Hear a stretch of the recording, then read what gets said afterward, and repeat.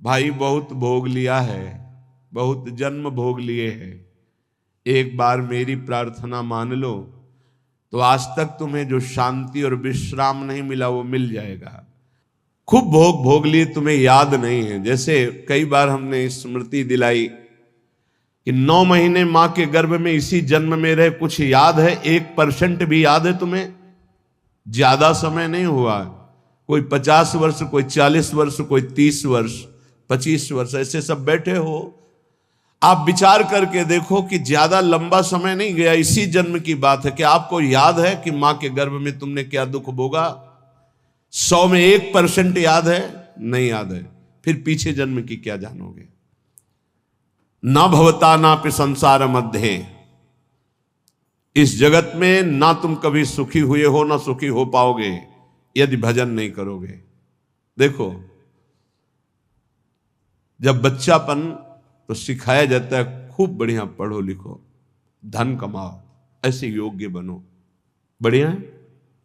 कभी अध्यात्म नहीं सिखाया, कभी नाम जप नहीं सिखाया, कभी ये बैठ के नहीं सिखाया कि बड़ों का आदर कैसे किया जाता है, कभी ये नहीं सिखाया कि मनुष्य जीवन का लक्ष्य क्या है।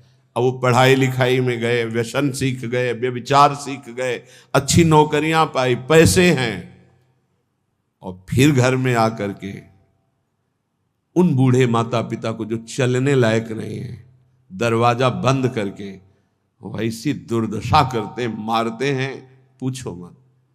जब ये दृश्य देखने को मिलते हैं ना, तब लगता है भगवान कृपा करो इन माता पिता को जो अपने बच्चों को शिक्षा नहीं दे रहे हैं कि धर्म किसे कहते। तुम समझते हो ये धन कमाने लायक बन जाएंगे तो तुम्हें सुखी करेंगे, ऐसे जैसे जानवर को मारते हैं ना क्रूर कर्मा लोग, ऐसे बूढ़ी माता को मारते हैं, पिता को मारते हैं, पूछो मत। तब लगता है ये जानवर पैदा हुए हैं, ये मनुष्य रूप में पशु पैदा हुए हैं। पशु क्या, राक्षस है। मानहि मातु पिता नहीं देवा, साधुन ते करवावें सेवा, जिनके ये आचरण भवानी, भगवान शंकर कहते निश्चर सम जानो प्राणी। निश्चर कहते राक्षस को, वो राक्षस है। तुम अपने संतानों को राक्षस मत बनाओ। ये जो केवल तुम मात पिता बाल कहीं बुलावे, उदर भरे सोई जतन सिखावे, तुम राक्षस बनाने की चेष्टा कर रहे हो। बहुत सज्जन बेटा एक आया था अभी 2-4 दिन के अंतर्गत एकांतिक में, उसने कहा मेरी माँ कहती कि तुम्हारा मोबाइल तोड़ देंगे यदि तुमने सत्संग सुना। मेरा बाप कहता है कि तुमको हमारी कसम है यदि वृंदावन गए। यही बच्चे जब सतमार्ग से विमुख हो जाएंगे और शराब पीकर घर आएंगे, तब तुम्हारी पूजा करेंगे, तब तुम्हें अपनी कसम ध्यान आएगी कि अगर ये वृंदावन जाता, साधु समागम करता, तो आज लातों से न मारता। आज ये मेरी दुर्दशा न कर। चीख रहा है, क्या है? भ्रातर भोगास भुक्ता, भुगतोगे। ये जो कर रहे हो कर्म में भुगतोगे। तुम्हारे बेटा बेटी देख रहे हैं कि बुढ़े के साथ कैसा तुम कर रहे हो, वही इंतजाम तुम्हारे लिए रहेगा, वही इंतजाम, उससे बढ़ के ब्याज सहित। चिंता मत करो। इसलिए हम सबसे प्रार्थना करते हैं, ये कर्म भूमि है, जो बीज बोओगे वही फल काटोगे। आज देखने में लग रहा है कि माता पिता के साथ बड़ा अन्याय हो रहा है, लेकिन सत्य पूछो तो ये उनके कर्म का फल उनको देखने को मिल रहा है। न कभी राम बोले, न कृष्ण बोले, न हरि बोले, पूरा जीवन केवल इसी में लगाया। तो देख परिणाम, जिनके लिए जीवन लगाया वही तेरा जीवन लेने के लिए तत्पर हो रहा है, वो वही तेरा नाश कर रहा है। जिसको तूने सजाया वही तुझे दंड दे रहा है। क्यों? भगवान का विरोधी भाव रखने वाला कभी सुखी नहीं हो सकता। हनुमान जी महाराज रावण को कहते, हाथ जोड़कर विनती करता हूं राम जी की विमुखता का त्याग कर दे, नहीं शंकर साहस विष्णु अज तो ही सकहि न राख राम कर द्रोही।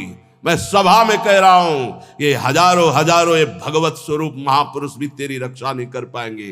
तेरा विनाश हो जाएगा यदि तू भगवान से विमुख रहेगा। हे भ्रातर, भोगा सुभुक्ता की न इव भवता नापि संसार मध्य। संसार के बीच में तूने क्या क्या नहीं किया। बहुत से पाप किए, बहुत से भोग भोगे। अब बुद्धि ठिकाने लगा लो, सावधान हो जाओ। अभी सब मिटा सकते हो। सब गलतियां मिटा सकते हो, अभी बहुत अच्छे बन सकते हो, अभी भगवत प्राप्ति कर सकते हो। पूरा जीवन गलती करता रहा, जामिल अंतिम में नारायण निकल गया तो भगवत प्राप्त हो गया। अपना पता नहीं कब अंतिम, अब सुधार लो। अगर हमारी आवाज आपके कान में पहुंच रही है, चाहे ऐसे समक्ष बैठे हुए या यूट्यूब में, आपके माता पिता कैसे भी हो, हमारी प्रार्थना है, यदि वो वयोवृद्ध हैं, चलने फिरने में असमर्थ हैं, तो पहले समझ लो उनकी बुद्धि भ्रष्ट हो गई है। तुम्हें मानना पड़ेगा। ये भ्रष्ट का मतलब होता है स्थिति से गिर जाना। अब वो ठीक नहीं बोलेंगे, वो आपको गाली देंगे। आप घी चुपड़ी रोटी सब्जी दाल सब देंगे, फिर भी वो आपको गाली देंगे।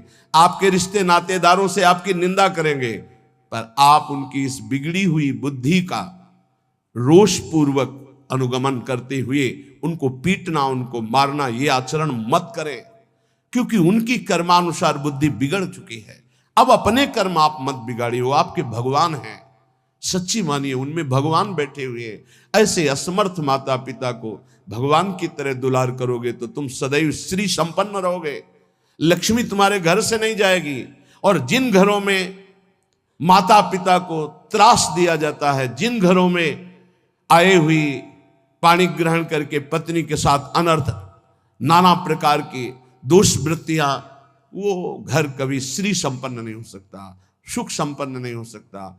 आप सत्संग सुनने आए हो, इसी का सुधार करना चाहिए। माता पिता आपके साथ क्या व्यवहार कर रहे हैं बिल्कुल मत देखो, ये मान लो कि ये पागल है, उनकी बातें मत सुनो।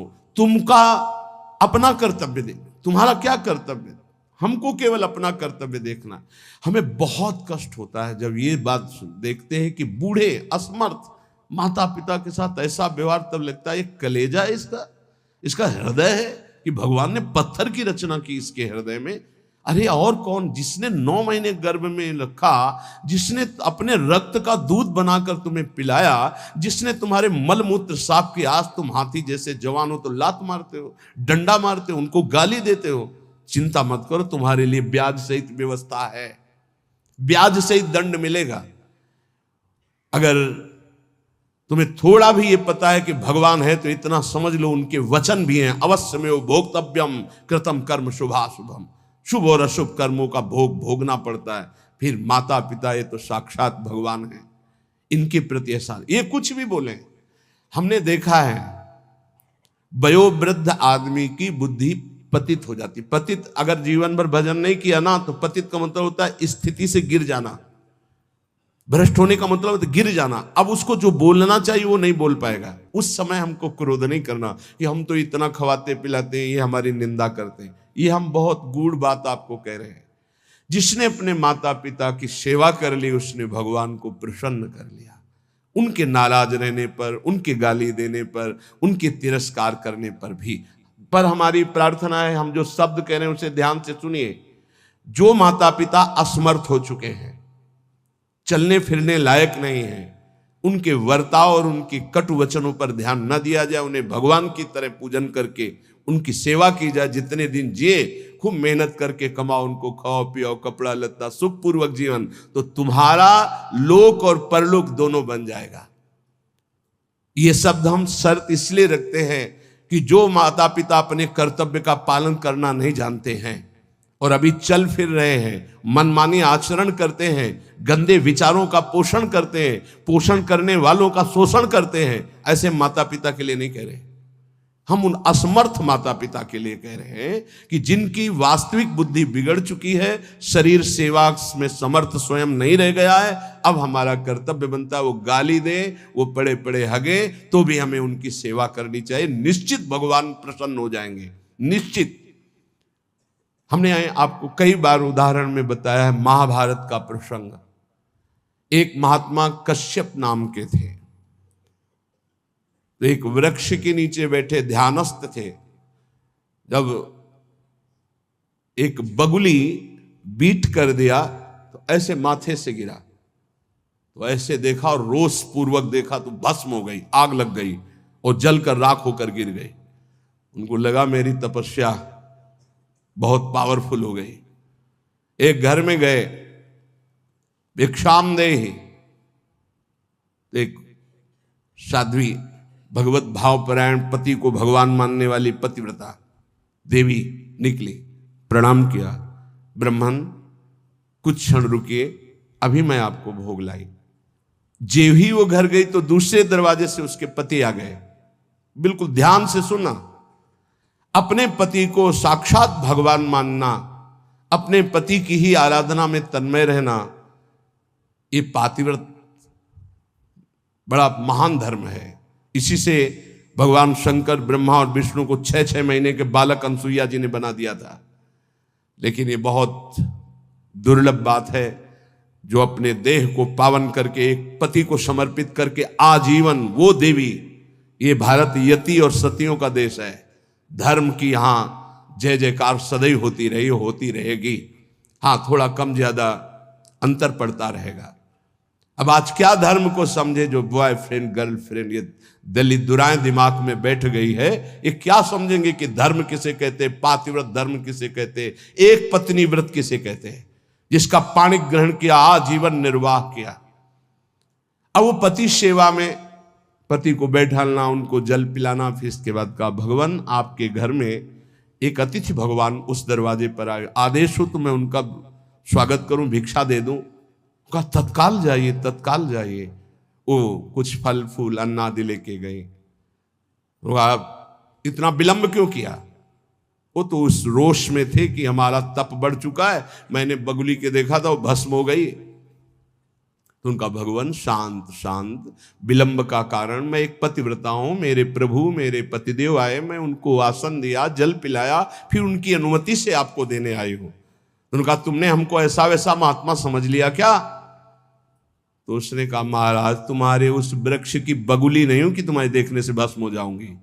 मैं एक पतिव्रता हूं जो बैठे बैठे तीनों लोकों का दर्शन कर रही हूं अपने पातिव्रत धर्म के व्रत से। बहुत बड़ा बल होता है पातिव्रत धर्म में, ये कोई खिलवाड़ नहीं है। गृहस्थी कोई साधारण धर्म नहीं, आप लोग जिसे बिल्कुल अवहेलना कर रहे हैं कि हम तो गृहस्थ हैं, हम तो विषयी हैं। अरे भगवान के अंश हो, तुम जहां हो वहीं से भगवत प्राप्ति कर सकते हो, इतनी सामर्थ्य आप में है। अब तो होश उड़ गए उनके कि ये बात तो केवल मैं ही जानता था कि बगुली को देखने से भस्म हुई, दूसरा कोई नहीं। तो हाथ जोड़ा और कहा देवी तुम्हें कैसे पता है? तो उन्होंने कहा इतना ही नहीं पता, मुझे सब कुछ पता है आपका, मुझे पूर्व जन्म का भी पता है आपका। मैं अपने पति की सेवा के प्रभाव से त्रिकालज्ञ हो चुकी हूं। जाओ, अभी तुम्हें सच्चा ज्ञान प्राप्त नहीं हुआ, सच्चा ज्ञान प्राप्त कराने के लिए अमुक प्रांत में जाओ और वहां जो मांस बेचने का व्यापार करते थे कसाई के रूप में, वो जन्मे थे उस कुल में, लेकिन वो खरीद करके मांस व्यापार उनकी कुल परंपरा का, वहां जाइए और वो तुम्हें धर्म का उपदेश करेंगे। विचार किया कि इतने सिद्ध महापुरुष है, अपने पातिव्रत धर्म से मुझे जाना चाहिए। वहां गए तो कितना चाहिए, जो जितना हो वैसा घृणित ये उपदेश करेगा धर्म का। चलने लगे तो उनका कश्यप जी, बिना परिचय के परिचय, कश्यप जी रुकिए। रुके, आपको अमुक गांव की पतिव्रता पत्नी ने भेजा है ना? हाँ, पहले फोन तो था नहीं कि फोन कर दिया होगा।